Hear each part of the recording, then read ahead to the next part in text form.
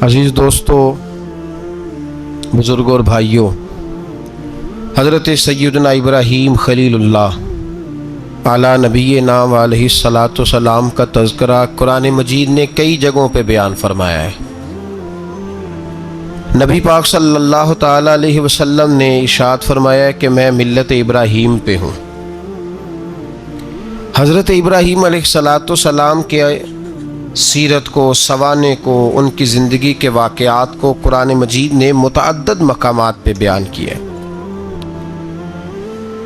अंबिया किराम अलैहिमुस्सलाम 1,24,000 कम बेश हुए, लेकिन दीन इस्लाम में नबी पाक अलैहिस्सलाम की उम्मत में जो मकाम हज़रत इब्राहीम का है वो बस उन्हीं का है।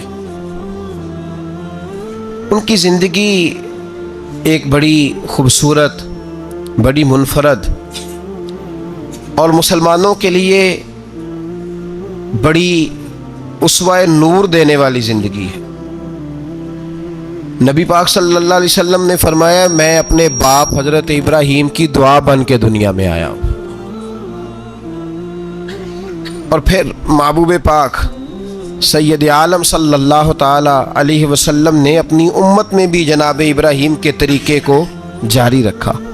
सहाबा ने कुर्बानी के बारे में हुजूर से पूछा, मा हाज़िहिल अदहिया, या रसूल अल्लाह सल्लल्लाहु अलैहि वसल्लम ये कुर्बानी क्या है?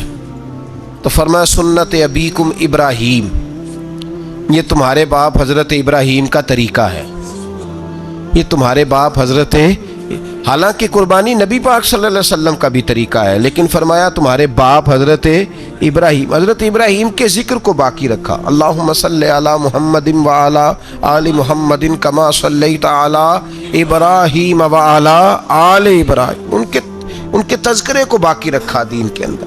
हज़रत इब्राहीम बड़ी इम्तियाजी शान वाले नबी हैं, बड़ी इम्तियाजी शान वाले। रब करीम का वो दोस्त जिसने कोई चीज़ बचा के नहीं रखी, हर शय ही अपने रब की बारगाह में पेश कर दी। चंद चीज़ों से इंसान को बड़ा प्यार होता है, घर उसे बड़ा प्यारा होता है। वो बड़ा खूबसूरत होटल, 5 स्टार होटल में रहा, वो इस्लामाबाद गया, किसी सफ़र पे गया तो बड़े आला किस्म के उसको खाने मिले, बड़ी चीज़ें मिली, लेकिन कभी दाईं करवट कभी बाईं करवट। तो साथ बेड पे दोस्त था, तो उसने कहा साहब सो जाओ, तो उसने कहा यार जो मज़ा अपने घर में सोने का है वो किसी और जगह थोड़ी है। घर बड़ा प्यारा होता है, इंसान को लगाव होता है। जिस बेतकल्लफ़ी से, सुकून से, आराम से इंसान अपने घर में वक्त बिताता है, कहीं और मुश्किल हो जाता है। दूसरा, इंसान को औलाद बड़ी प्यारी होती है, बड़ी अजीब शय, ना हो तब भी बड़ा दुख है और होने के बाद भी इसकी बड़ी आजमाइशें। ये बड़ी एक मीठी चीज़ है। औलाद एक बड़ा अजीब सा मेवा है, पता नहीं ये किस इंजेक्शन का नाम है कि छाती पर चढ़ जाए तो अल्लाह सुकून अता फरमा देता है। पता नहीं किस ठंडी दौलत का नाम रब करीम ने औलाद रखा है, बड़ी प्यारी होती है औलाद। फिर तीसरी चीज़, इंसान की अपनी जान है, और ये इतनी कीमती शय है कि अल्लाह करीम ने फरमाया कि अगर तेरी गर्दन पे कोई आदमी पिस्तौल रख के, तलवार तेरे गले पे रख के कहे ना कि रब का इनकार कर दे वरना मार दूंगा, तो फरमाया वक्ती तौर पे मेरी ज़ात का इनकार कर पर जान बचा जा। अगर तू मरने के करीब हो गया है और हराम शय खाए बगैर तू बच नहीं सकता, मर जाएगा, तो फरमाया चल तू इस तरह कर, हराम खा के जान बचा। पर जान बचाना फ़र्ज़ है, ज़रूरी है। वतन बड़ा प्यारा, औलाद बड़ी प्यारी, जान बड़ी प्यारी। पर हज़रत इब्राहीम से रब करीम ने फरमाया चल इब्राहीम कोई चीज़ दे, तो कहा या अल्लाह तीनों ही तेरे नाम पे कुर्बान करता हूँ, तेरी हुई सारी, हर शय तेरी। हज़रत इब्राहीम ने दीन के लिए, आप शहर बाबुल के करीब पैदा हुए थे, वहाँ से मिस्र आए, मिस्र से फ़लस्तीन आए, और फ़लस्तीन से आकर के काबा आबाद फरमाया। जिंदगी सफरों में गुजरी। सफर एक तकलीफ वाली चीज है, पर हजरत इब्राहीम ने वतन छोड़ दिया, घर छोड़ दिया। जान बड़ी अजीज होती है। असल में ना जब इंसान जद्दोजहद करता है ना दीन के लिए, तो उसके रास्ते में बड़ी चीजें आती हैं। کبھی اولاد، کبھی گھر، کبھی باہر، کبھی حکومتیں، کبھی سیاستیں، کبھی چدراہٹیں، اس کے راستے میں بڑا کچھ آتا ہے اور اسے ہر چیز کو فیس کرنا پڑتا ہے. گھر کے اندر بھی جنگ ہوتی ہے اور گھر کے باہر بھی لڑائی ہوتی ہے. یہ آسان ہے ہی نہیں. ہم تو خیر ہتھیار چھوڑ کے پھینکنے والے لوگ ہیں، ہم بھولے بھالے لوگ ہیں. ہم کہتے ہیں میں نے تو کہا تھا مہندی نہ کرو، پر بیٹے نہیں مانے، بھولے جو ہوئے. اسی طرح حالانکہ اگر وہ بیٹا کہے نا کہ ابا جی لاؤ زندگی میں سارا کچھ میرے نام کرو، تو پھر ہم بھولے نہیں ہوتے، اور اس وقت ہم تیز ہوتے ہیں، کہتے ہیں یہ کیسے ہو سکتا ہے، ہاتھ کاٹ کے دے دوں. اس وقت نہیں. دین کے معاملے میں بھولے ہوتے ہیں. بیٹا بد مذہب کے پاس جا رہا ہے تو اس وقت ہم بھولے بھالے ہیں، کوئی عرض نہیں. لیکن اگر وہ اپنی پسند کی شادی کرے ہمیں کراس کر کے، پھر ساتھ ہی ہم تیز ہو جاتے ہیں. تو حضرت ابراہیم نے جب دین کے لیے نکلے تو جد و جہد کی، گھر کے اندر بھی گھر کے باہر بھی. آپ کے والد کا نام طارق ہے، وہ توحید پرست تھے، ایماندار تھے، پرہیزگار تھے. آپ کے چچا کا نام آزر ہے، وہ بت پرست تھے، بت بیچا کرتے تھے. حضرت سیدنا ابراہیم علیہ السلام جب میدان عمل میں نکلے تو حضرت ابراہیم علیہ السلام نے اپنے گھر سے جہاد شروع کیا. لڑنا پڑا. گھر کے اصولوں سے، چچا نے جو رواج بنائے ہوئے تھے اس رواج سے ٹکرائے. فرمایا میں اپنے گھر کے اندر یہ بت پرستی نہیں ہونے دیں گا. چچا کو ایک دفعہ نہیں، بار بار 100 دفعہ سمجھایا. آپ کا چچا بت بنا کے بیچا کرتا تھا. حضرت ابراہیم علیہ السلام تھوڑے بڑے ہوئے تو کہنے لگا کہ چلو میرے ساتھ، تم بھی بت بیچنے ہیں، ہمارا کاروبار ہے. حضرت ابراہیم ساتھ نکلے تو بت پکڑا ہے. گندے پانی کے اندر اس بت کو ڈبوتے ہیں، کہتے ہیں کسی نے خریدنا ہے تو خرید لو، نہ یہ نفع دے سکتا ہے نہ نقصان دے سکتا ہے. جو اپنا آپ نہیں بچا سکتا تمہیں کیا بچائے گا، خریدنا ہے تو خرید لو. چچا کہنے لگا تو کاروبار چمکا رہا ہے کہ تباہ کر رہا ہے. گھر میں بڑے معاملات خراب ہوئے، جھگڑے ہوئے، لیکن حضرت ابراہیم علیہ السلام ایک منٹ کے لیے بھی اپنے گھر کے اندر بھی کمپرومائز کرنے کو تیار.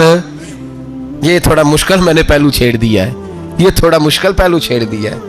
تھوڑا سمجھدار آدمی ہے پر بیوی سے پردہ نہیں کرا سکتا. سیانا ہے، پنچایت کا بندہ ہے، جو اس سے آپ کہیں گے وہ بات یہ سنائے گا، لیکن کہتا ہے نہیں جی میں نے کوشش کر لی ہے. کس قسم کی کوشش ہے صاحب، یہ کیسے ہو گیا؟ حضرت ابراہیم علیہ السلام نے گھر کے اندر سے فرمایا نہیں کرنے دوں گا. گھر کے اندر بھی ٹکرائے. فرمایا تم جو بھی ہو، پاش پاش کیا چچا کے اصولوں کو. اور باہر جب نکلے تو صرف علاقے کے چیئرمین سے نہیں ٹکرائے، ایم پی ایم این اے وزیر مشیر سے نہیں ٹکرائے. سپر پاور نمرود دنیا کا واحد حکمران تھا اس وقت، دوسرا کوئی حکمران ہی نہیں تھا. اکیلے حکمران سے جا کر ٹکرائے. کوئی ساتھ فوج نہیں تھی، کوئی ساتھ ان کے طاقت بظاہر دنیا داری کی کوئی نہیں تھی، پر حضرت ابراہیم جا کے ٹکرائے. اور میرے رسول پاک صلی اللہ علیہ وسلم نے سند بیان کی. فرمایا افضل الجہاد کلمۃ الحق عند سلطان الجابر. فرمایا سب سے افضل جہاد یہ ہے کہ تو ظالم بادشاہ کے سامنے کھڑے ہو کے حق بات بیان کر دے. یہ سب سے بڑا جہاد ہے. یہ سب سے افضل الجہاد کلمۃ الحق عند سلطان الجابر، سب سے بڑا جہاد. حضرت ابراہیم کھڑے ہو گئے، سپر پاور سے ٹکرائے. یہاں ہم لوگ حکمتوں کا شکار ہیں، دیکھیں گے، کریں گے، سوچیں گے. اور مولوی صاحب کو ویسے کہتے ہیں آپ پرہیز کریں سیاسی باتوں سے. بھئی اللہ کے ہر نبی نے جا کے وقت کے ظالم حکمران کو لتاڑا ہے، للکارا ہے. یہ تو مشن انبیاء ہے. حضرت سیدنا ابراہیم علیہ السلام نے جو اس کو جا کے کہا کہ تو جھوٹ بولتا ہے، تو جھوٹا ہے، تو خدائی کا دعویٰ کرتا ہے، تو بہت بڑا ظالم ہے. اور قرآن مجید نے اس ساری بات کو بیان فرمایا. حضرت ابراہیم علیہ السلام سے کہنے لگا میں رب ہوں. تو آپ نے فرمایا میرا رب تو وہ ہے جو زندہ کرتا اور مارتا ہے. تو پھر آپ حق بات بیان کریں گے تو اللہ مارے گا کہ بندہ مارے گا؟ کچھ بھی نہیں ہوتا، کیونکہ زندگی موت کس کے ہاتھ میں ہے؟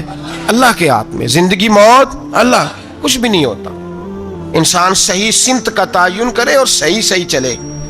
حضرت علی شیر خدا سے کسی نے کہا تھا کہ آپ کے بڑی دشمنی ہے، کوئی محافظ رکھ لیں. آپ فرمانے لگے موت خود بہت بڑی محافظ ہے، وقت سے پہلے آتی ہی نہیں.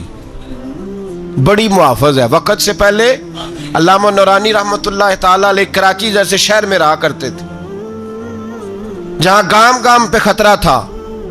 لوگوں نے کہا حضرت اتنے بڑے لیڈر ہو, آپ کی جماعت کی 62 سیٹیں ہوئی قومی اسمبلی میں, ایک ایسا وقت بھی آیا تو کوئی ایک آدمی بندوق والا. آپ فرمانے لگے مجھے ضرورت ہی نہیں, اس لیے کہ جس خدا رسول کے لیے میں نکلا ہوں وہ خود ہی حفاظت کرنے والے ہیں, ضرورت نہیں ان چیزوں. تو بھائی حضرت ابراہیم ٹکرائے اور آپ کا انداز کیا ہے؟ جا کے کہا کہ تو نہیں, خدا وہ ہے جو زندہ کرتا. اور اس نے ایک بیوقوفوں جیسی دلیل دی. ایک آدمی کو کل پھانسی دینی تھی تو اس کو بلایا, کہنے لگا تجھے کب پھانسی ہے؟ اس نے کہا کل. کہنے لگا جا تجھے آزاد کیا, زندگی دی, اس کو چھٹی دے دی. ایک عام آدمی بیچارہ بیٹھا تھا, اس کو پکڑ کے نا کہنے لگا اس کی گردن اڑا دو. کہنے لگا دیکھ لو میں بھی زندہ کرتا اور مارتا ہوں, وہ جو کل مرنے والا تھا میں نے زندہ کر دیا ہے, اور جس کو پتہ ہی نہیں تھا کہ میں نے مرنا ہے اسے پکڑ کے میں نے مار دیا ہے. یہ بیوقوفوں جیسی دلیل ہے. حضرت سیدنا ابراہیم علیہ السلام چاہتے تو اسی وقت دلیل توڑ دیتے کہ تو کیا بیوقوفوں جیسی بات کر رہا ہے, اگر تو زندگی دیتا ہے تو مرے ہوئے میں جان ڈال کے دے جس کو تو نے مارا ہے.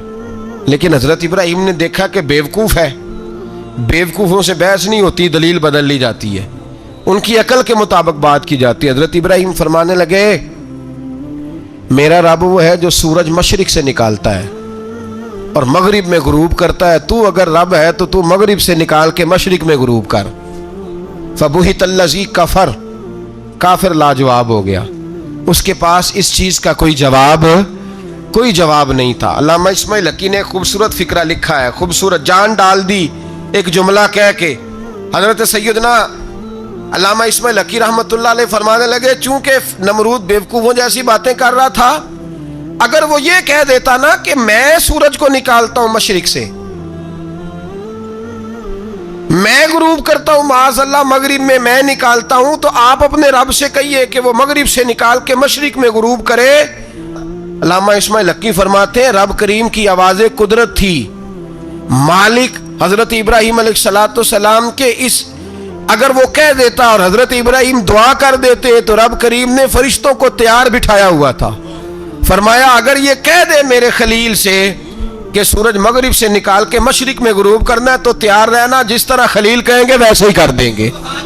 واتخذ اللہ ابراہیم خلیلا, ابراہیم ہمارا دوست جو ہوا, جیسے کہے گا ویسے کر دیں گے. حضرت سیدنا ابراہیم علیہ السلام کی باتوں کا جب جواب نہ دے سکا, دلیل نہیں بندہ دیتا, پھر لڑائی کرتا ہے, پھر جھوٹے موٹے اعتراض کرتا ہے.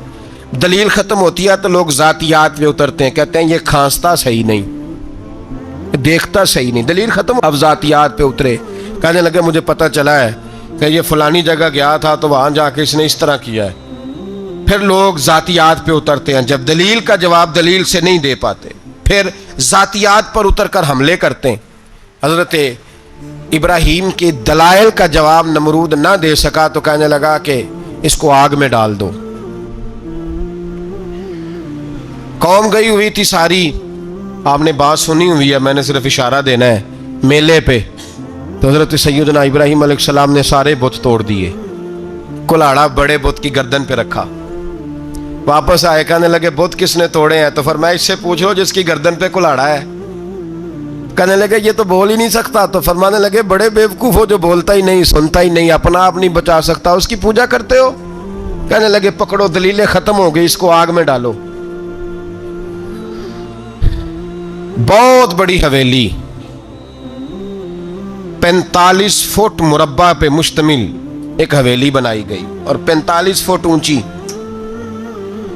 مختلف روایات, علامہ اسماعیل حقی کہتے ہیں کہ 3 مہینے تک نمرود نے کہا کہ اس کے اندر لکڑیاں ڈالو. لوگ پوچھنے لگے کتنی دنیا جلانی ہے؟ کہنے لگا بندہ تو ایک جلانا ہے, پر بندہ بڑا تگڑا ہے, ایک بندہ. 3 مہینے لکڑیاں ڈالی گئیں. اور لوگوں کی جو تہمات ہوتی ہیں نا وہ بڑی عجیب ہوتی ہیں. تہمات میں نے بڑی تفصیل سے رمضان المبارک میں گفتگو کی تھی. بدشگونی, تہمات لوگ لیتے ہیں. اس وقت بھی لوگ تہمات کا شکار ہو گئے. عقیدہ بگڑ جاتا ہے تو وہ عجیب و غریب باتیں کرنے لگتا ہے.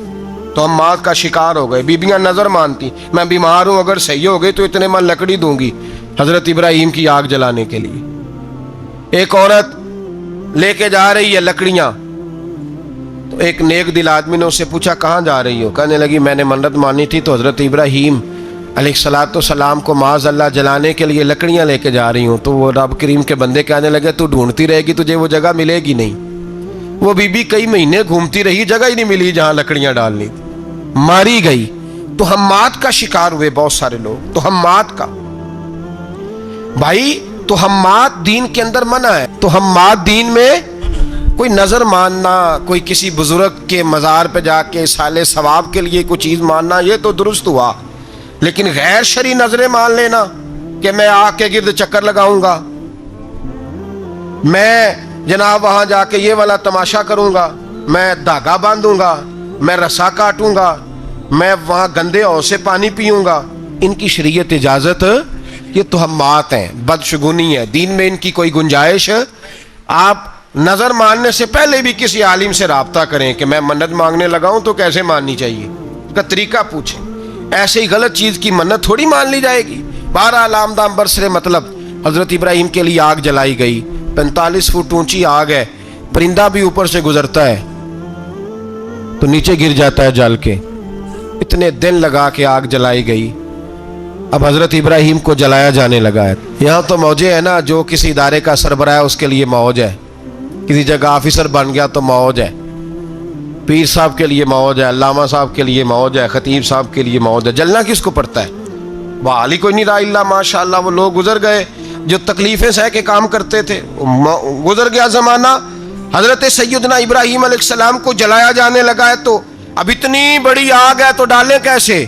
شیطان نے تجویز دی کہ منجنیق بناؤ، منجنیق، بڑے بڑے بانس باندھ کے ان کے نیچے رسا باندھو، وہ جس طرح جھولنے کے لیے جھولا بنایا جاتا ہے اس طرح ایک منجنیق پرانے زمانے میں اس میں پتھر رکھ کے پھینکے جاتے تھے دشمنوں پہ، وہ منجنیق بنائی گئی کہ دور سے حضرت ابراہیم کو پھینکیں گے۔ ہاتھ حضرت ابراہیم کے باندھ دیے، پاؤں مبارک باندھ دیے، پوری زمین پہ ایک نام لینے والا خدا کا، اور اس کو آج رسیوں میں جکڑا ہوا ہے۔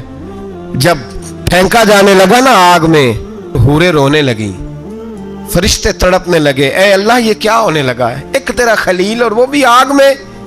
فرمایا جاؤ جا کے اس سے کہو اگر تمہاری مدد لیتا ہے تو اسے بچاؤ۔ ہوا کا فرشتہ آیا، کہا ابراہیم اگر تو کہے۔ او بھائی ان چیزوں کو کہانی سمجھ کے نہ سنا کریں، یہ داستان نہیں، یہ وہ طریقے ہیں جو ہمارے رسول نے ہمیں اپنانے کا حکم ارشاد فرمایا ہے۔ جو عقیدے، یہ وہ نظریات ہیں جو ہمیں اوڑھنے کو کہا گیا، اپنے رب کریم کی رضا پہ راضی رہنے کے یہ وہ خوبصورت مواقع ہیں صوفیاء نے جن کو بنا کر سمجھا کر ہم تک پہنچایا ہے۔ یہ ہے اہل طریقت کی باتیں، وہ کہتے ہیں یار جس حال میں رکھے راضی رہنا ہے۔ حضرت ابراہیم علیہ السلام کو پھینکا جا رہا ہے، فرشتہ آیا، اے اللہ کے خلیل اگر حکم دو تو اتنی ہوا چلاؤں کہ نمرودی جل جائیں سارے، آگ ان پہ پھینک دی جائے۔ آپ نے فرمایا تو جا، تجھ سے مجھے کوئی کام نہیں۔ تھوڑی دیر کے بعد پانی کا فرشتہ آیا، کہا حضور اتنی بارش برساؤں گا کہ آگ بجھ جائے گی۔ فرمایا تو جا، تجھ سے کوئی کام نہیں۔ اب جب منجنیق میں رکھ دیے گئے، آگ میں جانے کا لمحہ ہے، تیاری ہے، حضرت جبریل امین حاضر خدمت ہوئے، کہا ابراہیم کوئی حاجت؟ فرمایا تجھ سے کوئی نہیں۔ کہا چلو مجھ سے نہیں تو رب کریم سے ہی بات کر لو، مجھے پتا ہے میں چھوٹا ہوں، آپ مجھ سے مدد کیوں لوگے، رب کریم سے ہی بات کر لیں۔ تو حضرت ابراہیم کہنے لگے جبریل یہ بتا رب کو نہیں پتا اس کا خلیل کس حال میں ہے؟ اسے نہیں پتا میں کس حال میں ہوں، میرے ہاتھ بندے ہیں، پیر بندے ہیں آگ میں، اسے نہیں پتا؟ بتایا تو اسے جاتا ہے جس سے خبر نہ ہو۔ تو اگر اسے پتا ہے تو اگر وہ جلانے پہ راضی ہے تو میں بھی جلنے کو تیار ہوں، میں تیار ہوں، میں تیار ہوں۔ اسے کہو ٹھیک ہے۔ حضرت سیدنا ابراہیم علیہ السلام کو منجنیق میں ڈال کے جو پھینکا آگ میں، یا نار کونی بردم و سلاما علی ابراہیم، اللہ نے فرمایا اے آگ میرے ابراہیم پہ ٹھنڈی بھی ہو جا اور سلامتی والی بھی ہو جا۔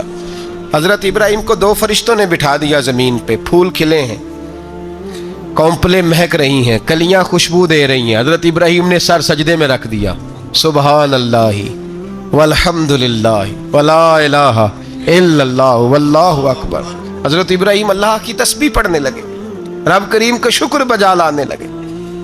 نکلے وہاں سے، کچھ دن گزر گئے، نکلے، حکم ہو گیا ابراہیم علاقہ چھوڑ دو، حضرت ابراہیم علیہ السلام وہاں سے نکل کے مصر آئے، چچا کے پاس ٹھہرے، انہوں نے اپنی بیٹی جناب سارہ کا نکاح کر دیا۔ کچھ آگے بڑھے تو ایک ظالم بادشاہ سے ٹکرائے، اس نے ایک شہزادی، ایک بادشاہ کی بیٹی قید کی ہوئی تھی، جناب ہاجرہ نام تھا، ان کو قید سے چھڑا کے ساتھ لائے، حضرت لوط علیہ السلام بھی ساتھ، یہ 4 لوگوں کا قافلہ چلا، فلسطین میں جا کے پڑاؤ ڈالا، گھر بار چھوڑا، تبلیغ شروع ہوئی۔ حضرت ابراہیم کے گھر میں 2 خواتین ہیں، ایک آپ کی بیوی ہیں، ایک حضرت ہاجرہ ہے، اولاد کوئی نہیں، بڑا میوہ ہے میٹھا، گھر وہی آباد ہوتا ہے جس میں بچے روتے ہیں، گھر ہوتا ہی وہ ہے جس میں بچوں کی چنچناہٹ ہوتی ہے، بھن بھناہٹ ہوتی ہے۔ حضرت ابراہیم نے ایک بچہ روتے ہوئے دیکھا تو آنکھوں میں آنسو آئے، کہنے لگے ربی حب لی من الصالحین، یا اللہ مجھے بھی نیک اولاد عطا کر دے۔ حضرت سارہ نے سن لیا، کہنے لگی ابراہیم شاید میرے بطن سے تو آپ کو نصیب نہیں، ہاجرہ سے نکاح کر لو۔ جناب ہاجرہ سے نکاح ہوا۔ اللہ تو بڑا بے نیاز ہے، رب کریم نے حضرت اسماعیل جیسا خوبصورت بیٹا عطا فرمایا۔ بیٹا کالا سیاہ بھی ہو تو سینے کی ٹھنڈک ہوتا ہے، پر یہ تو وہ بیٹا ہے جس کی پیشانی میں نور محمدی چمکتا ہے صلی اللہ علیہ وسلم۔ حضرت سیدنا اسماعیل علیہ اتنے خوبصورت، اب جس بیوی کے ہاں بیٹا تھا، بیٹھنا اٹھنا بھی زیادہ اس کے پاس، آنا جانا بھی اس کے پاس، توجہ ادھر ہو گئی۔ جناب سارہ رشک کرنے لگی، ایک دن کہنے لگی اسے چھوڑ آ جنگل میں، وادی غیر ذی زرع، مکے کے پاس۔ بھائی ایک بیٹا عالم دین بنا لو، کہنے لگا روٹی کہاں سے کھائے گا؟ تیرے 5 بیٹے ہیں، کو حافظ قرآن بنا، کہتے روٹی کہاں سے کھائے گا؟ وہ بچہ بھی کہتا ہے میں کہاں سے کھاؤں گا؟ حضرت ابراہیم علیہ السلام تو چند مہینے کا بچہ چھوڑ آئے، تو کہاں سے روٹی کھائی حضرت اسماعیل نے؟ کہاں سے کھائی ان کی اماں نے روٹی؟ بھوکے مر جاتے ہیں یہ سارے۔ میں بڑی ذمہ داری سے کہا کرتا ہوں کہ جتنی خوبصورت روٹی اللہ کریم دین کے خادموں کو عطا کرتا ہے شاید کسی اور کے نصیب ہوتی ہو، لیکن ہم لوگ توجہ ہی نہیں کر رہے، ہمارا ذوق ہی نہیں بن رہا، ہم یہ محنت ہی نہیں کر رہے کہ قوم کو مستند علماء کی ضرورت ہے، علاقوں کے علاقے خالی ہیں، ادھر ہمارا مزاج ہی نہیں بن رہا، توجہ ہی نہیں دین کی خاطر۔ اور پھر چلے بچے تو بعد کی بات ہے نا، جو ابھی خود جوان ہے وہ بھی یہ دعا، ایک صاحب مجھے کہنے لگے میں دعا مانگ رہا ہوں اللہ مجھے بیٹا دے تو میں اسے دین پہ لگاؤں گا، تو میں نے کہا آپ بھی بوڑھے نہیں ہوئے، آپ خود ہی لگ جائیں، بیٹا تو ابھی آئے گا تو لگے گا نا، تو آپ تو اس وقت ہے تو آپ تو پہلے لگے نا صاحب، 2 گھنٹے تو نکال کے آئے، دین سیکھنے کو کافی ہے۔ آپ اتنی لمبی سوچ رہے ہیں کہ بچہ آئے گا تو بڑا ہوگا تو وہ جائے گا تو دیکھی جائے گی، ابھی تو آپ ہیں تو آپ تو آؤ۔ حضرت ابراہیم نے بچہ وہاں چھوڑا۔ یہاں سے جو عمرہ کرنے لوگ جاتے ہیں نا، جو حج کرنے جاتے ہیں، ان کو پتہ ہے کہ وہاں دنیا کی ہر نعمت ملتی ہے، پھر بھی ڈبل ٹرپل پیسے لوگ جیبوں میں ڈال کے جاتے ہیں۔ حضرت ابراہیم جب وہاں لے کے گئے تو کوئی انسان نہیں تھا، پانی کا قطرہ نہیں تھا، 2 کلو کھجوریں، ایک مشکیزہ، بیوی کو تھمایا۔ ہمارے گھر میں ہزاروں چیزیں پڑی ہیں، لیکن وہ جو توکل ہے نا وہ ختم ہو گیا ہے۔ اللہ دے گا، حلال حلال پہ قناعت کرے، جائز جائز پہ بھروسہ کرے، رب کریم عطا کرنے والا ہے، وہ مزاج ختم ہو گیا۔ حضرت سیدنا ابراہیم علیہ السلام 2 کلو کھجوریں، ایک مشکیزہ پانی کا دے کر کے، اور وہاں بٹھایا آپ نے اپنے بچے کو اور اپنی زوجہ جناب ہاجرہ کو، اور بٹھا کر کے یہ واپس پلٹنے لگے تو حضرت ہاجرہ سلام اللہ علیہ نے آواز دی، کہا ابراہیم کس کے سہارے پہ چھوڑ کے جا رہے ہو؟ جہاں آب زمزم کا کنواں ہے نا، جو لوگ گئے ہیں جنہوں نے صفا مروہ کی صحیح کی ہے، صفا مروہ سے باہر نکلے نا، سرکار کی ولادت کا مقام ہے، اس جگہ پہ آب زمزم کا کنواں تھا، وہاں حضرت سیدنا ہاجرہ کو بٹھایا، کوئی چیز نہیں، کوئی درخت نہیں، کوئی کھیت نہیں، کوئی پانی نہیں، کوئی کنواں نہیں، وہاں بٹھایا اور بٹھا کر کے نکلنے لگے تو جناب ہاجرہ فرمانے لگی ابراہیم کس کے سہارے پہ چھوڑ کے جا رہے ہو؟ کہنے لگے اللہ کے سہارے پہ۔ تو پاک باز بی بی نے ایک لفظ پوچھا، کہا ابراہیم یہ میرے رب کا حکم ہے، یہ میرے، بس جن کا عقیدہ توحید مضبوط ہو ان کے لیے ایک جملہ کافی ہوتا ہے، یہ میرے اللہ کا حکم ہے۔ تو جناب ابراہیم علیہ السلام فرمانے لگے ہاجرہ ہاں رب کا حکم ہے۔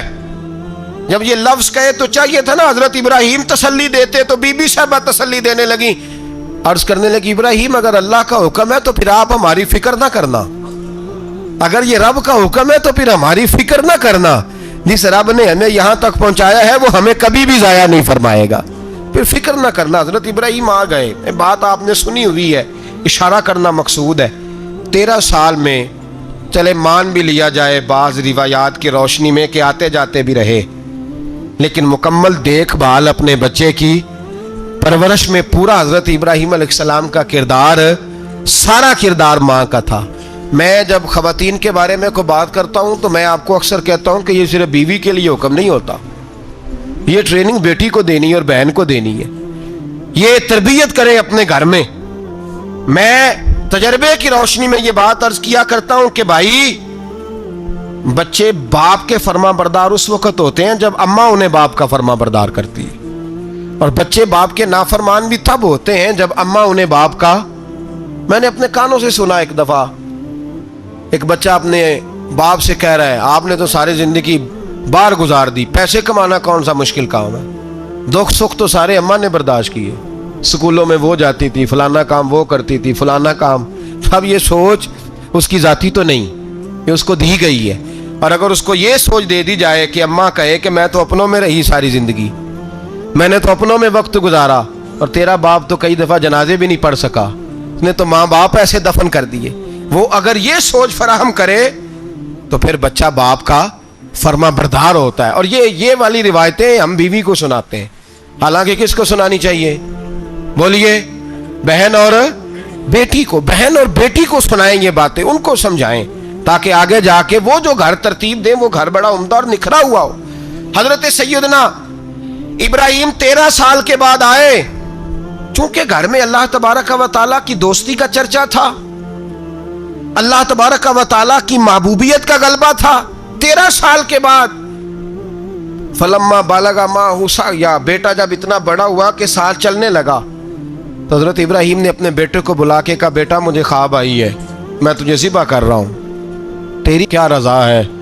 تو حضرت اسماعیل کہنے لگے یا ابت افعل ما تؤمر, ابا جی اللہ جیسے حکم دیتا ہے میرے ساتھ ویسے ہی کریں, جیسے اللہ حکم دیتا ہے ویسے ہی بولیے ویسے ہی کریں.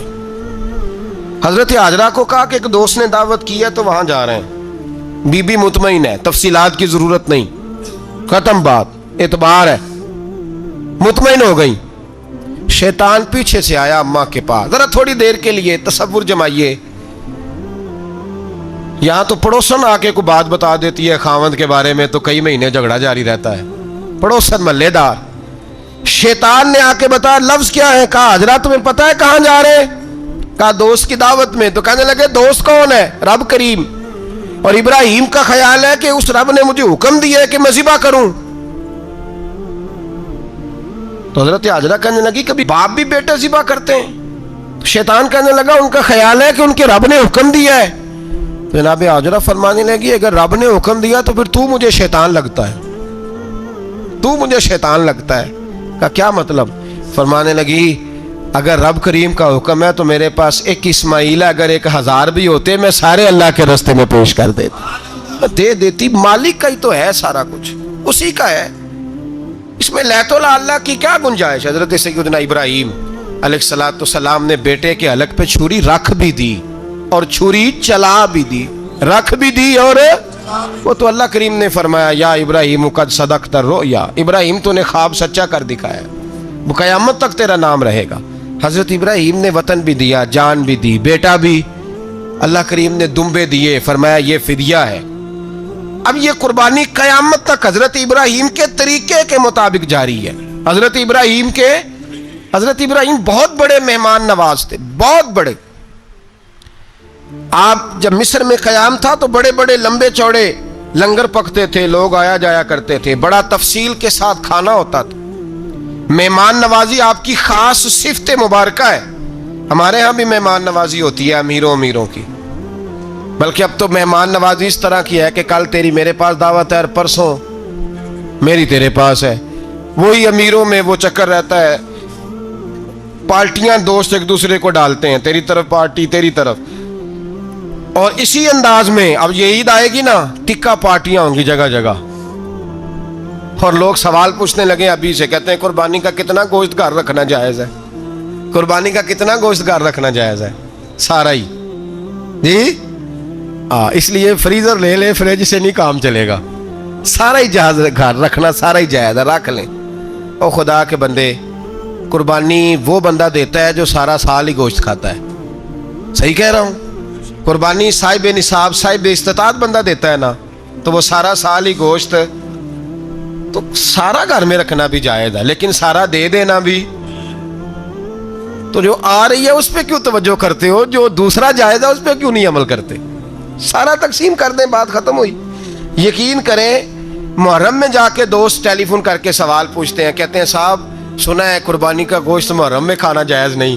میں کہ نہیں، ربیع الاول چ بھی جائز جے، رجب رمضان تک کھاؤ، کوئی بندہ نہیں منع کرتا. اس لیے کہ کسی کو دینا تو پسند ہی نہیں. یا پھر اس میں سے جو خاص خاص چیزیں ہیں وہ اپنی فریج میں، اور باقی جو ہے وہ دوسروں کے لیے. یہ کیا طریقہ ہے ہمارا؟ اور اسی پہ عمل ہے. اللہ تبارک و تعالی ہمیں سمجھنے کی توفیق عطا فرمائے. حضرت ابراہیم بہت بڑے مہمان نواز تھے. صرف قربانی نہیں دیتے تھے، سارا سال بہت سارا لنگر، بہت سارا کھانا پینا، بہت ساری چیزیں جاری رہتی تھی. اور جتنے غریب لوگ تھے فلسطین کے، ان کو پتا تھا کہ حضرت ابراہیم علیہ السلام کا لنگر جاری ہے. فلسطین میں جب آپ کا قیام تھا، ایک دفعہ ڈھیروں مہمان آ گئے اور کھانے کو کوئی چیز نہیں. حضرت سارہ اور جناب ہاجرہ دونوں اس وقت موجود تھیں. وہ کہنے لگی ابراہیم بہت سارے مہمان آ گئے تو کیا کریں؟ جناب سارہ کہنے لگی کس طرح کر کے ان کی مہمان نوازی کرنی؟ اور حالات یہ ہیں کہ قحط پڑا ہوا ہے فلسطین میں، مصر میں، دور دراز علاقوں میں. تو حضرت ابراہیم کہنے لگے یہ اللہ کے مہمان ہیں اور ہمیں رب کریم کا بندہ سمجھ کے آ گئے، اللہ ہی بندوبست کرے گا. فرمانے لگے میرا مصر میں ایک دوست ہے، وہ قحط کے دنوں میں غلہ جمع کر لیتا ہے، میں اس کی طرف پیغام بھیجتا ہوں، مجھے امید ہے وہاں سے غلہ ملے گا. 2 3 5 اونٹ والے غلام بلائے اور ان کو کہا کہ جاؤ غلہ لے آؤ مصر کے دوست سے. وہ لوگ کہتے ہیں ہم غلہ لینے گئے. وہاں جب پہنچے تو حضرت ابراہیم خلیل اللہ علیہ السلام کا پیغام دیا تو آپ کا وہ دوست کہنے لگا غلہ تو بے شمار تھا، مجھے خبر نہیں تھی کہ حضرت ابراہیم کا پیغام آئے گا، تو میں تو سارا تقسیم کر چکا ہوں، لوگ لے گئے، اب تو کوئی شے نہیں. اب وہ خالی آ گئے 5 کے 5 اونٹ. جب خالی آئے تو حضرت ابراہیم کی حویلی کی دیواریں چھوٹی چھوٹی تھیں. ان غلاموں میں سے، خادموں میں سے، آپ کے ان چاہنے والوں میں سے ایک کہنے لگا یار وہ غریب تو انتظار کر رہے ہوں گے کہ غلہ لینے گئے ہیں، ہمیں روٹی ملے گی. چھوٹی چھوٹی دیواریں ہیں، وہ جب دیکھیں گے نا خالی آ گئے تو انہیں تکلیف ہوگی. اس طرح کرو بوریوں میں ریت بھر لیتے ہیں، ریت بھر کے لے جاتے ہیں، بعد میں اندر رکھ کے انہیں سمجھا بہلا لیں گے یا حضرت ابراہیم کو بتائیں گے، وہ خود ہی ان لوگوں کی دل جوئی فرمائیں گے. اب غلہ کی جگہ ریت بھر کے اونٹوں پہ رکھ کے لائی گئی. لا کے بوریاں جب رکھ دی گئیں، حضرت ابراہیم علیہ السلام دوپہر کے وقت آرام فرما رہے تھے. بی بی سارہ اٹھی، کہتی ہیں جب میں نے دیکھا نا کہ بوریاں پہنچ گئی ہیں تو گئی، غلام کو ساتھ لیا اور اس کو جب کھولا نا تو کہتی اتنی حسین گندم میں نے پہلے کبھی دیکھی نہیں تھی، اتنا پیارا دانا میں نے کبھی ملاحظہ ہی نہیں کیا تھا. فرماتی ہیں جب اس کو پیس کر چکی میں روٹیاں پکائیں تو خوشبو دور دور تک پھیل گئی، اعلیٰ غذا بنی، بڑے بڑے کھانے بیبیوں نے مل کے پکائے، چن دیے گئے. حضرت ابراہیم اٹھے تو لوگ کھانا کھا رہے، سجدہ شکر ادا کیا، اور جب سجدے میں گئے تو وحی آنے لگی، پھر رونے لگے. جب پلٹ کر باہر تشریف لائے تو جناب سارہ کہنے لگی ابراہیم تمہارا مصری یار بڑا اچھا ہے، اس نے اتنی اعلیٰ گندم بھیجی ہے کہ اتنی تو میں نے پیاری گندم کبھی دیکھی نہیں. جناب ابراہیم مسکرائے، فرمانے لگی سارہ یہ مصری یار نے نہیں بھیجی، یہ میرے عرشی یار نے بھیجی ہے، یہ میرے عرشی یار نے بھیجی ہے. بھائی مہمان نوازی مزاج تھا، ہاتھ لٹا دینا مزاج تھا، دوسروں کی اشک شوئی مزاج تھا. حضرت ابراہیم علیہ السلام کا طریقہ ہے قربانی، حضور نے ان کا طریقہ بیان کیا. اگر سال کے بعد قربانی دینا ان کا طریقہ ہے تو سارا سال غریبوں کو روٹی دینا بھی حضرت ابراہیم کا طریقہ ہے. سارا سال غریب کی نوکری کرنا یہ بھی حضرت ابراہیم کا طریقہ ہے. بھوکے کو کھانا کھلانا یہ بھی. میرے مصطفیٰ کریم سید عالم صلی اللہ علیہ وسلم سے صحابہ نے پوچھا حضور بہترین مسلمان کون ہے؟ بہترین مسلمان تو حضور نے فرمایا جو سلام لینے میں پہل کرے اور غریب کو روٹی کھلانے میں سب سے اچھا ہو، وہ بہترین مسلمان ہے، زبردست مسلمان. ہمارے ہاں دعوتیں ہوتی ہیں تو امیروں کی، افطاریاں ہیں تو امیروں کی، اور میرے مصطفیٰ کریم علیہ السلام نے فرمایا بدترین دعوت ہے جس میں امیر بلائے جائیں غریب نہ بلائے جائیں. وہ بدترین دعوت حضرت ابراہیم کا طریقہ رہا ساری زندگی مہمان نوازی. اور دوسرا ان کا مزاج تھا, اللہ سے پیار ہو گیا تھا نا. جب رب کریم سے محبت ہوتی ہے نا اور محبت کا احساس ہوتا ہے دل میں, پھر سجدے لمبے ہوتے ہیں. عام آدمی تو نماز بھی نہیں پڑھ سکتا, اسے خدا سے محبت ہوتی ہے وہ تہجد بھی نہیں چھوڑ سکتا. وہ یہ محبت کی بات ہے نا, جس کو پیار ہوتا ہے اس کی تہجد بھی ہے, اس کی اشراق بھی ہے, چاشت بھی ہے, اس کے عمرے بھی ہیں, اس کے حج بھی ہیں, اس کے بار بار کعبۃ اللہ کے دیدار بھی ہیں. یہ محبت الہی ہے, جوش مارتی. ان لوگ سجدہ کرتے ہیں تو اٹھتے ہی نہیں. اللہ کے بندوں سے پیار کرتے ہیں اللہ کی. حضرت ابراہیم کو رب کریم سے اتنی محبت تھی, اتنا پیار تھا کہ وہ آپ کی زندگی کے ہر پہلو سے چھلکتا تھا. ایک وقت ایسا آیا کہ اللہ تعالیٰ نے حضرت ابراہیم کو بہت زیادہ مال عطا فرمایا. اتنے اونٹ گنے نہیں جاتے, گائیں اتنی زیادہ کہ شمار نہیں ہوتی, بکرے بکریاں اتنی زیادہ کہ شمار, بہت زیادہ مال اللہ نے عطا فرمایا. اور ابھی کچھ عرصہ پہلے آپ پیچھے جائیں نا تو جو لفظ مال تھا وہ روپے پہ تو بولا ہی نہیں جاتا تھا, وہ جانوروں پہ بولا جاتا تھا. بہت زیادہ مال اللہ نے دیا, بکریاں, گائیں, اونٹ, بیل, بڑا کچھ. تو رب کریم نے فرشتوں سے فرمایا کہ واتخذ اللہ ابراہیم خلیلا, ابراہیم میرا دوست ہے. تو فرشتے کہنے لگے یا اللہ جسے اتنا کچھ دیا جائے اس نے دوست تو بننا ہی ہوتا ہے, تو نوازا ہی بڑا ہے, اتنا مال, اتنے کھیت کھلیان, اتنا کچھ. اللہ کریم نے فرمایا جاؤ آزمائش کر لو, امتحان لے لو. فرشتہ امتحان لینے پہنچ گیا. حضرت ابراہیم کے جانور چر رہے ہیں چراگاہ میں, حضرت ابراہیم بھی ہیں, غلام بھی ہیں, بہت بڑا ریوڑ ہے, آپ تشریف فرمائیں. ایک فرشتہ آیا تو کھیت میں چھپ کے بیٹھ گیا اور بلند آواز سے کہنے لگا سبحان اللہ والحمد للہ ولا الہ الا اللہ واللہ. یہ تسبیح بڑی پسند ہے, محبوب نے ان کی فضیلت بیان کی. اب وہ حضرت سیدنا ابراہیم علیہ السلام کھڑے تھے تو وہ کھیت میں بیٹھ کے تسبیح پڑھنے لگا سبحان اللہ والحمد للہ ولا الہ الا اللہ. حضرت ابراہیم کہنے لگے یہ میرے رب کا نام کون لے رہا ہے, بڑی اس کی میٹھی آواز ہے, بڑی کون ہے. ڈھونڈنے لگے, گھومتے گھومتے اس کے پاس چلے گئے, فرشتہ انسانی شکل میں. تو میرے رب کا ذکر کر رہا تھا؟ اس نے کہا میں ہی کر رہا تھا. فرمانے لگے یار ایک دفعہ پھر نہیں کرتا. تو کہنے لگا ابراہیم پہلے تو میں اپنی مرضی سے کر رہا تھا, تو کہتا ہے تو پیسے لگیں گے, پیسے ہیں تو کر دیتا ہوں. حضرت ابراہیم کہنے لگے بول تو کیا لے گا, میرے اللہ کا ذکر سنانے کا کیا لے گا.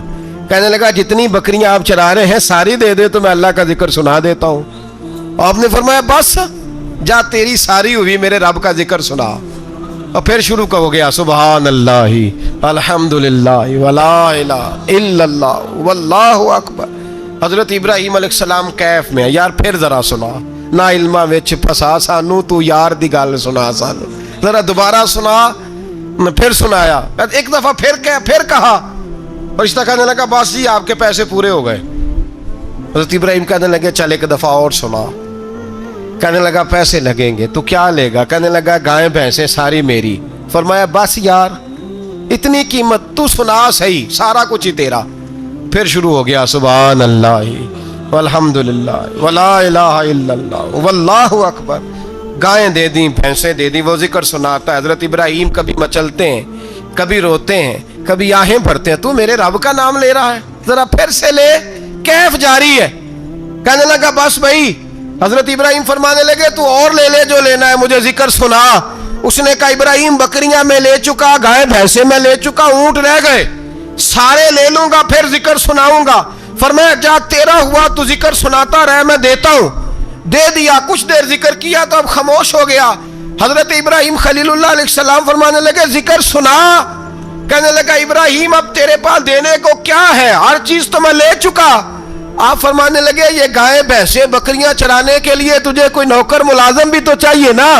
تو اس طرح کر, مجھے رکھ لے, میں روٹی نہیں مانگوں گا, کھانا نہیں مانگوں گا, تو اللہ کا ذکر سناتا رہنا, میں تیرے جانوروں کی نوکری کرتا رہوں گا. حضرت ابراہیم علیہ السلام نے جب یہ کہا نا, فرشتے کی آنکھوں میں آنسو آ گئے. تر دامنی پہ شیخ ہماری نہ جائیے, ہم دامن نچوڑ دیں تو فرشتے وضو کریں. فرشتہ رو پڑا اور کہنے لگا ابراہیم مجھے سینے سے لگاؤ, آپ واقعی اس قابل ہیں کہ اللہ آپ کو اپنا دوست بنائے. واقعی اس قابل ہے کہ رب آپ کو اپنا حضرت ابراہیم علیہ السلام کا خدا سے محبت کرنے کا نرالا انداز. اور میرے بھائی یہی محبت انہیں میرے مصطفیٰ سے بھی تھی. ایک نبی گھر بنا رہا ہے, دوسرا بنوا رہا ہے. حضرت اسماعیل علیہ السلام پتھر اٹھا اٹھا کے لا رہے ہیں, جناب ابراہیم بنا رہے ہیں. جب خانہ کعبہ بن گیا تو کہنے لگے ربنا وابعث فیہم رسولا, اے اللہ اب اسے بسانے کے لیے اپنا آخری رسول بھی عطا فرما. نبی پاک فرماتے ہیں میں دعا ہوں حضرت ابراہیم کی. یہ قربانی حضرت ابراہیم کا طریقہ ہے. حضور نے اگرچہ نبی پاک کی اپنی سنت تھی, یہ بھی کہہ سکتے تھے سنتی و سنت ابیکم ابراہیم, میری سنت ہے اور تمہارے باپ ابراہیم کی سنت ہے. یہ نہیں فرمایا. جب صحابہ نے کہا قربانی کیا ہے, فرمایا سنت ابیکم ابراہیم, یہ تمہارے باپ ابراہیم کی سنت ہے. ہر صاحب نصاب پر قربانی واجب ہے. جو زکوٰۃ کا نصاب رکھتا ہو اس پر قربانی واجب ہے. یعنی ضروریات سے زیادہ اتنے پیسے جتنے پیسوں سے زکوٰۃ فرض ہوتی ہے, اتنے پیسے جس آدمی کے پاس قربانی سے پہلے پہلے آ جائیں اس آدمی پر قربانی کرنا واجب ہے. بکرا, چھترا, دمبا 1 سال کا یا دمبا 6 مہینے کا ہو پر اتنا بڑا محسوس ہوتا ہو کہ لگے کہ 1 سال کا ہے, اس کی قربانی ہو سکتی ہے. جانور میں کوئی عیب نہیں ہونا چاہیے. اتنا کمزور نہ ہو کہ ذبح جہاں اسے کرنا ہے وہاں وہ چل کے جا نہ سکے, اتنا کمزور جانور نہ ہو. اس کے اندر بظاہر کوئی اتنا بڑا نقص نہ پایا جاتا ہو, کانا نہ ہو, لنگڑا نہ ہو, کوئی اس کی ہاتھ نہ کٹے ہوئے ہوں, ایسا نقص جو واضح ہو. بکرا 1 سال کا, گائیں اور بھینس یہ 2 سال کی, اونٹ 5 سال کا. اب اس میں یہ ہے کہ ہمارے بہت سارے دوست چونکہ ہم دیہاتی لوگ ہیں تو پوچھتے ہیں کہ دوندا نہیں ہے تو چوگا نہیں ہے, تو یہ ہماری پنجابی کی اصطلاحات ہیں. پنجابی کی شریعت اسلامیہ نے سال بتائے ہیں. یہ تو ہم نے اپنی آسانی کے لیے, یا دیہاتوں میں جو ماحول تھا اس طرح کا جانور لیں, خوبصورت جانور لیں. جو نصاب ہے وہ بھی میں نے آپ کو بتایا, لیکن ایک اور پہلو بھی ہے. نبی پاک صلی اللہ علیہ وسلم پہ زکوٰۃ کبھی فرض نہیں ہوئی, کبھی حضور پہ زکوٰۃ فرض نہیں ہوئی. نبی پاک صلی اللہ علیہ وسلم کے پاس اتنا سرمایہ کبھی اکٹھا ہوا ہی نہیں کہ زکوٰۃ فرض ہو. لیکن نبی پاک کے صحابہ فرماتے ہیں کہ مدینے کے 10 سالوں میں اللہ کے رسول نے ہر سال قربانی فرمائی ہے, ہر سال قربانی دی. اور جس سال حضور حج کرنے گئے اس سال اللہ کے نبی نے 63 اونٹ ذبح فرمائے. اور حضور صلی اللہ علیہ وسلم جب اونٹ ذبح کرنے لگتے نا تو صحابہ کہتے ہیں اونٹ خود دوڑ کے حضور کے سامنے آ کے لیٹ جاتا, اور نبی پاک اسے ذبح کرتے اور فرماتے ہیں ایک دوسرے کو دھکے دیتے اونٹ کے, پہلے میں نے جانا ہے ذبح ہونے کے لیے, پہلے میں نے. انہیں پتا تھا کہ جو مصطفیٰ کے ہاتھوں ذبح ہوگا وہ تو دائمی زندگی پا جائے گا, یہاں بھی وہاں بھی زندہ. 63 اونٹ ذبح کیے. ایک اونٹ میں کتنی قربانیاں ہوتی ہیں؟ 7. اب 63 کو 7 سے ضرب دو گے تو کتنی بنے گی؟ اور پھر نبی پاک صلی اللہ علیہ وسلم نے 10 سال مدینہ منورہ میں قربانی دی, ہر سال. اب وہ 63 اونٹ, ایک اونٹ میں 7 قربانیاں, ہر سال یہاں قربانی. اور مولا علی شیر خدا فرماتے ہیں نبی پاک 2 قربانیاں دیتے. میں نے کہا حضور 2 جانور ذبح کر رہے ہیں آپ, تو حضور نے فرمایا ایک میری طرف سے, ایک میری امت کی طرف سے, غریبوں کی طرف سے. اور حضرت علی کو حضور نے وصیت فرمائی تو 2 دیا کرے گا. یا رسول اللہ صلی اللہ علیہ وسلم میں غلام ہوں, خادم ہوں. حضور نے فرمایا علی ایک تو نے اپنی دینی ہے, ایک میری طرف سے دینی ہے. 2 قربانیاں. مولا علی نے بھی ساری زندگی 2 قربانیاں دی. حضرت علی بھی مال کے نصاب نہیں تھے, اپنا مکان ہی نہیں تھا, کوئی کاروبار نہیں تھا, کئی دن فاقے رہتے تھے, پر قربانیاں کتنی دیتے تھے؟ 2. ہمارے پاس ویسے اگر سسرال میں, میکے میں, کزنوں میں کچھ شادی ہو جائے تو 50-60 ہزار کا خرچہ برابر ہے, وہ پکا ہے. اور قربانی کی باری غریب ہو گئے, سارے غریب ہو گئے. کہتے نہیں یہاں مشکل ہے. او خدا کے بندے, اللہ کے ساتھ تجارت کر, اس کے رستے میں 1 دے گا, رب تجھے 70 گنا اضافہ کے ساتھ عطا فرمائے گا. قربانی مال کے نصاب پہ ہے. کوشش کیا کریں کہ اللہ کے رستے میں جب دینا ہو پھر لیت اللہ سے بچیں, خوبصورت جانور لائیں. جن کو اللہ نے توفیق دی ہے ان کے لیے نصیحت ہے, جن کو اللہ نے توفیق دی. میں نے اپنے حضرت صاحب کو دیکھا ہے, وہ کہتے تھے کئی جانور اللہ نے بڑا نوازا ہے. کہتے ایک میرا ہے, ایک میرے ماں کا, ایک میرے باپ کا ہے, ایک میرے فلاں استاد صاحب کا, ایک میرے پیر صاحب کا ہے. یہ جانور غوث اعظم جیلانی کا نام کا دے رہا ہوں. اور پھر ایک بڑا خوبصورت جانور بندہ ہوتا اور حضرت خود ان کو چارہ ڈال رہے ہوتے تو حضور یہ کیا ہے؟ فرمانے لگے یہ میں رسول اللہ کے نام پہ قربان کروں گا، یہ نبی پاک کے نام پر قربان کیا جائے گا۔ جن کو اللہ نے حیثیت دی ہے وہ کوشش کریں اپنے محبوب کی طرف سے بھی قربانی کریں، نبی پاک کے نام کی قربانی دے، خوبصورت سا جانور پیارا، پھر اس کی خدمت ہو، پھر اس کی قربانی دی جائے اور نبی پاک کے نام پر قربانی دی جائے۔ حضور نے خود وصیت فرمائی حضرت ابو بکر صدیق کو، قربانی بڑا حسین عمل ہے، اور میرے نبی پاک صلی اللہ علیہ وسلم نے ناراضگی بھی فرمائی، ذرا خوگر حمد سے تھوڑا سا گلا بھی سن لے۔ میرے حبیب نے فرمایا جو طاقت کے باوجود قربانی نہ کرے وہ ہماری عیدگاہ میں عید کی نماز پڑھنے نہ آئے، وہ نہ آئے۔ اور یا رسول اللہ جو کرے گا، فرمایا قربانی کے جانور کا خون کا قطرہ بعد میں زمین پہ گرے گا، اللہ اس کے سارے گناہ پہلے معاف فرما دے گا، اللہ اس کے سارے گناہوں کو بخشے گا۔ قربانی کریں، خوبصورت انداز میں کریں، اللہ کی رضا کے لیے۔ بزرگوں نے لکھا ہے 3 حصے کرو گوشت کے، ایک گھر میں رکھو، ایک رشتہ داروں میں بانٹو، پڑوسیوں میں بانٹو، اور تیسرا فقط غریبوں کو دو۔ لیکن میں اکثر یہ سوچتا ہوں کہ ہمارے ہاں قربانی کرتا ہی وہ ہے جن کے گھر میں ہر جمعرات کو چھوٹا گوشت پکتا ہے، اور جن کے گھر میں ہفتے میں 3 دفعہ مرغی کا گوشت پکتا ہے، وہی تو قربانی دینے کے قابل ہوتے ہیں۔ تو وہ بھی اگر قربانی کے بکرے میں سے بھی تیسرا رکھنا چاہیں تو اجازت تو ہے، میں نے کہا سارا رکھنے کی بھی اجازت ہے، لیکن اگر آپ مہربانی کریں، کوشش کریں کہ یار ہم تو سارا سال ہی کھاتے ہیں، اور ہمارے یہاں جو گوشت تقسیم ہوتا ہے نا وہ بھی باری لگی ہوئی ہے، ادھر سے پلیٹ آئی تھی گوشت کی تو ادھر سے بھر کے چلی گئی، بھئی اس نے کی ہے، اس کو بار بار گوشت دینے کا کیا مطلب ہے؟ آپ یہ دیکھیں عزیزوں میں، رشتہ داروں میں، اور میں اگر تھوڑا سا آپ کی توجہ کرانے میں کامیاب ہو جاؤں تو سفید پوش لوگوں کو دیکھیں، کچھ سفید پوش ہیں، سفید پوش جن کے اوپر قرضے ہیں، بیماریوں نے جکڑ لیا ہے، گھر میں بڑے بڑے سخت مریض آ گئے ہیں، سفید پوش پہلے دیا کرتے تھے۔ آپ ان سے پوچھتے ہیں صاحب قربانی، تو بات کو ٹالتے ہیں، وہ کہتے ہیں سوچ رہا ہوں کوئی حصہ ڈال جائے، پردہ پوشی کرتے ہیں، کہتے ہیں کہیں حصہ رکھا ہوا، پردہ پوش۔ اکثر وہ لوگ قربانی نہیں دے پاتے، اکثر دیا کرتے تھے اب نہیں دے پا رہے، کیوں؟ اس لیے کہ مشکلات ایسی آ گئیں۔ ان لوگوں کا خیال کریں، ان کے گھروں تک گوشت پہنچا کے آئیں، ان پر توجہ کریں۔ وہ سفید پوش آدمی کبھی ذکر نہیں کرے گا، کچھ تو ایسے ہیں جو خود پہنچ جاتے ہیں کہ ہمیں گوشت دیا جائے، لیکن کچھ سفید پوش ہیں لا یسألون الناس الحافا، اللہ فرماتے ہیں کچھ لوگ لپٹ لپٹ کے سوال نہیں کرتے، سفید پوشی کا بھرم رکھتے ہیں، کا مزاج نہیں۔ ان کی طرف دیکھیں، اپنے رشتہ داروں کو دیکھیں، خاص کر ان رشتہ داروں کو دیکھیں جن کا آپ کو پتہ ہے کہ غریب ہیں، مجبور ہیں، ان کے گھروں میں گوشت بھیجیں۔ غریب بیٹیوں، غریب بہنوں کا خیال کریں، اس طرف متوجہ ہوں، ان کے ساتھ اس نے سلوک کریں، اس طرف آپ لوگ خیال کریں۔ اللہ ہمیں سمجھنے کی توفیق عطا فرمائے۔ فرماتے ہیں کہ نبی پاک صلی اللہ علیہ وسلم نے صحابہ کے مجمع پر نظر ڈالی اور فرمایا بتاؤ بھئی مفلس کون ہوتا ہے، غریب کون ہوتا ہے؟ بتاؤ، اللہ اکبر، غریب کون ہوتا ہے، مفلس کون ہوتا ہے؟ میں ملک سے باہر تھا تو ایک صاحب مجھے بڑے عرصے سے فون کر رہے تھے آپ یہاں آئیں گے تو ضرور ملیے گا، اور شاید کم لوگ اتنا فون کرتے ہوں، بڑی کثرت سے انہوں نے فون کیا، اور جس شہر میں وہ رہتے تھے جب میں وہاں پہنچا تو جس طرح کو بہت بچھڑا ہوا آدمی ملتا ہے اس طرح وہ درد سے روئے۔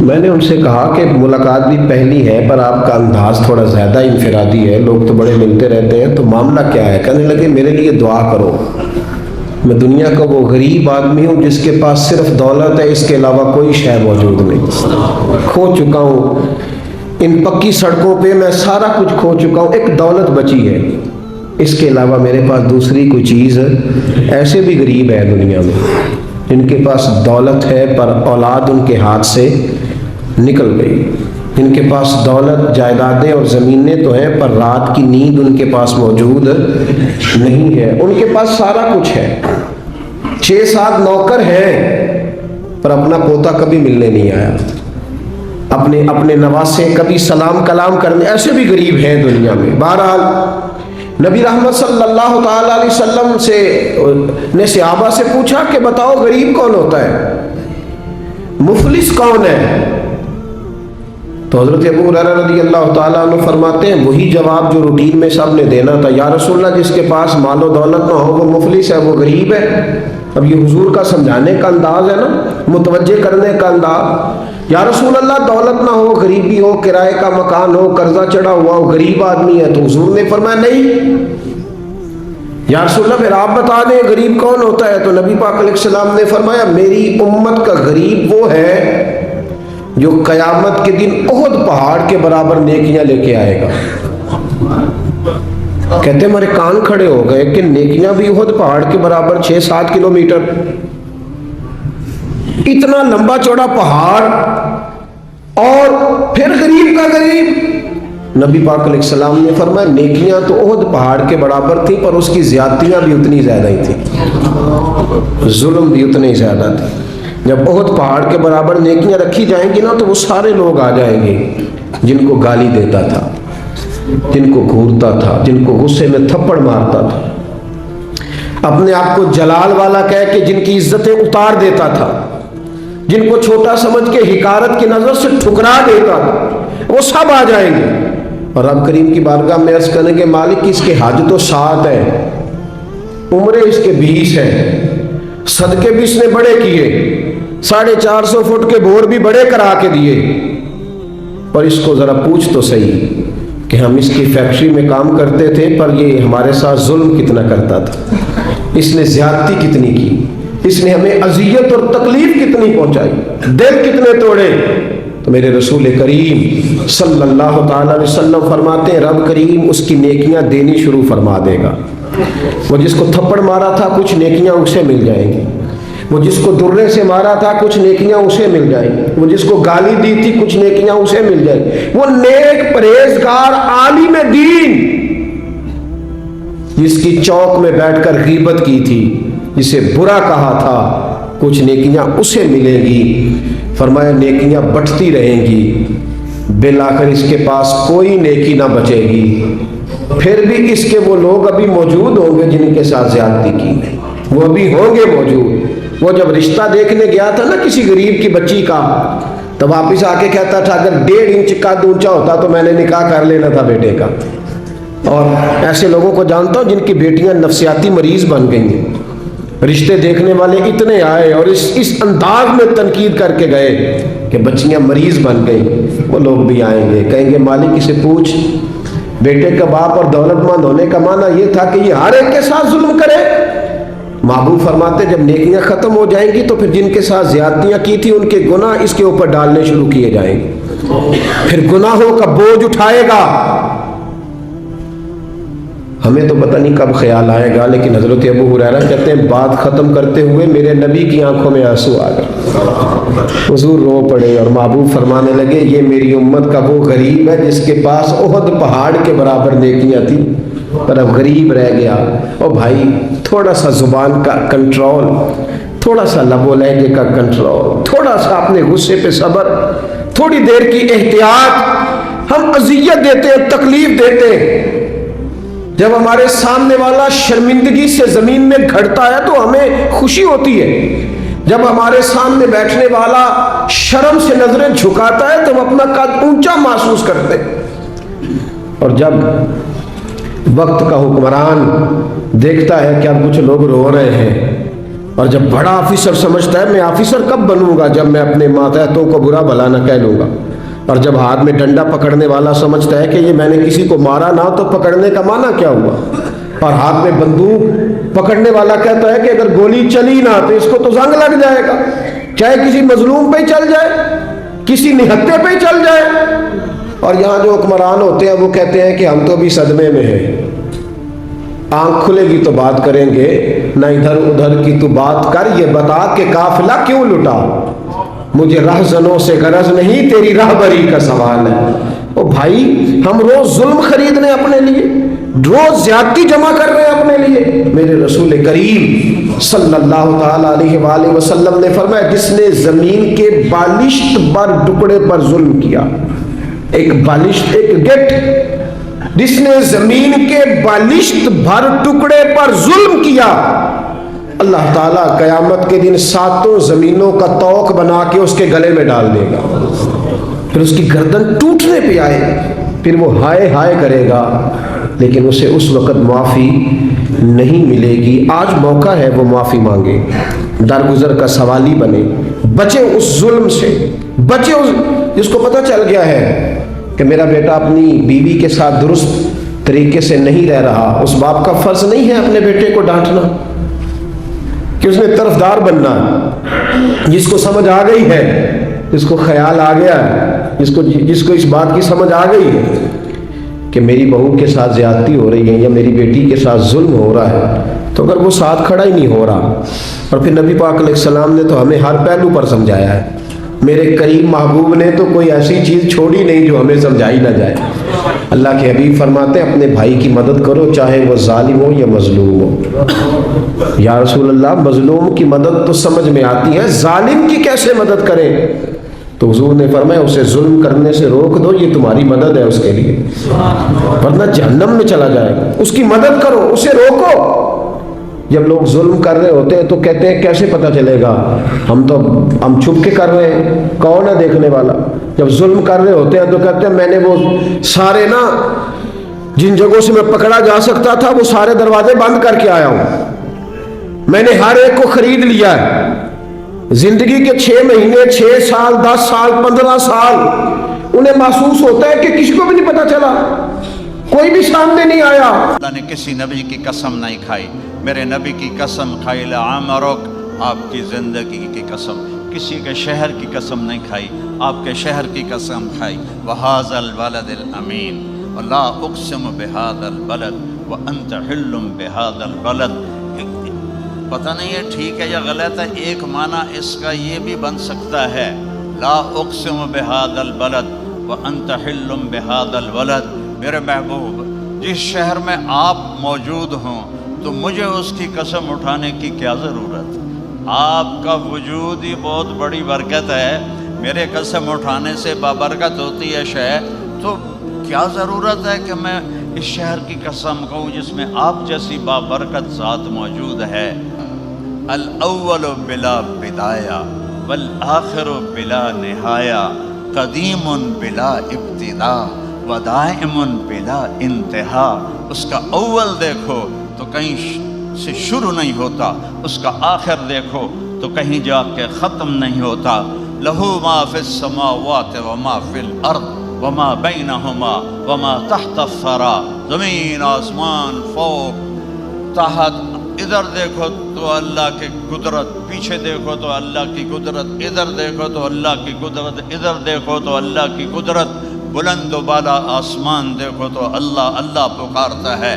اور میرے نبی نے فرمایا انت الاول فلیس قبلک شیء، وہ اول تیرے پہلے کچھ نہیں، وہ انت الآخر فلیس بعدک شیء، تو آخر تیرے بعد کچھ نہیں، انت الظاہر لیس فوقک شیء، اور تو بلند تیرے اوپر کچھ نہیں، انت الباطن فلیس دونک شیء، تو سب سے چھپا ہوا، تجھ سے چھپا ہوا کوئی نہیں ہے۔ ہر نبی کو نام سے پکارا، یا آدم، یا نوح، یا ابراہیم، یا موسیٰ، یا داود، یا یحییٰ، یا زکریا، یا عیسیٰ ابن مریم، 8 نبیوں سے قرآن میں بات کی، نام لیا ہے عربی میں اور ہر زبان میں۔ نام لینا کوئی بے ادبی نہیں، برابری ہے، اور لقب سے پکارنا عزت۔ کہ ہم سب مفتی صاحب، مفتی صاحب، مفتی صاحب، دونوں مفتی بیٹھے ہیں، ہم دونوں کو کہتے ہیں مفتی صاحب۔ بھائی ایک کو محمد کہو، ایک کو عبد الرحیم کہو، تو کوئی بے ادبی تو نہیں؟ مجھے طارق جمیل کہو تو کوئی بے ادبی تو نہیں؟ مولانا، مولانا، ہم تو مفت کا ہی مولانا بنے ہوئے۔ تو کسی کو لقب سے پکارنا، کنیت سے پکارنا ادب ہے، اور نام سے پکارنا برابری ہے۔ ایک واقعہ سناتا ہوں۔ ایک یہودی نے حضرت علی پہ دعویٰ کر دیا حضرت عمر کے سامنے، تو آپ نے کہا ابو تراب اٹھو، اس کے ساتھ کھڑے ہو جاؤ۔ حضرت علی کے چہرے پہ ناگواری آ گئی، غصہ آ گیا۔ جب کیس ختم ہوا اور فیصلہ ہو گیا حضرت علی کے حق میں، وہ یہودی جھوٹا تھا، تو جب وہ بیٹھے تو حضرت عمر نے فرمایا کہ علی، تمہارے چہرے پہ میں نے غصہ دیکھا تھا، کیوں میں نے تمہیں یہودی کے برابر کھڑا کر دیا، اس لیے غصے ہو رہے تھے؟ کہ نہیں، مدعی اور مدعا علیہ میں قاضی کے ذمہ ہے برابری کرے، تم نے مجھے کنیت سے پکارا، یہ تم نے مجھے فضیلت بخش دی اس یہودی پر، تمہیں کہنا چاہیے تھا علی اٹھو، تم نے مجھے ابو تراب کہا، یہ تم نے مجھے فضیلت دی ہے۔ یہ فرق ہوتا ہے کنیت کا، نام کا۔